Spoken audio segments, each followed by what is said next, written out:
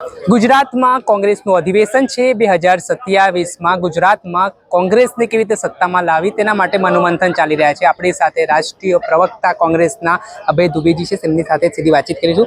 अभय दुबे जी, गुजरात में एक महत्वपूर्ण अधिवेशन मिला है, आज CWC की भी बैठक यहाँ पर हुई है।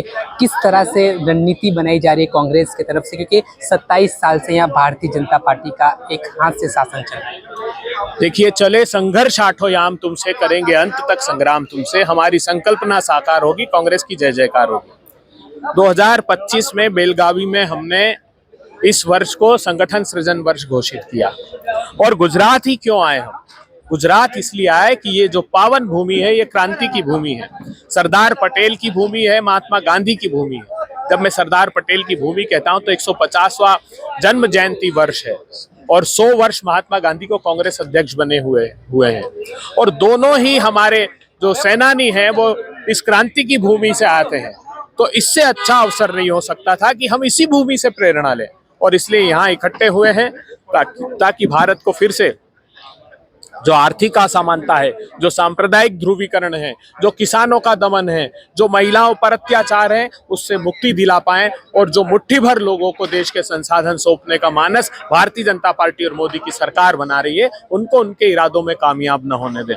तो हमको लगता है कि इसी भूमि की रज को अपने मस्तक पर लगाकर हम ये संकल्प लेने गुजरात में आए हैं कि गुजरात वो प्रशस्त मार्ग दिखाएगा कि न सिर्फ गुजरात अपितु देश में भी हमारे उन विचारों की सरकार होगी जो अंतिम पंक्ति में खड़े हुए लोगों को न्याय देती है। अभय दुबे जी, भाजपा ने एक नारा भी दिया था, कांग्रेस मुक्त भारत, उसकी ओर हम चल रहे हैं, इस तरह की बातें भी की गई थी।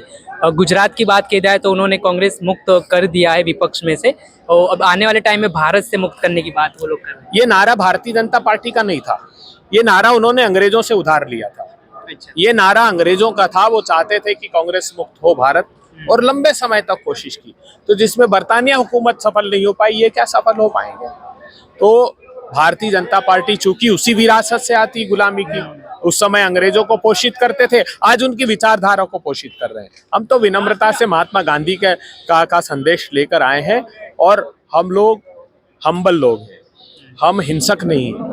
उनको शोभा देती हिंसा। हम नहीं कहें कि कभी भाजपा मुक्त भारत हो, हम नहीं कहेंगे कि प्रतिपक्षी मुक्त भारत हो, नहीं होना चाहिए, नहीं तो प्रजातंत्र ही खत्म हो जाएगा।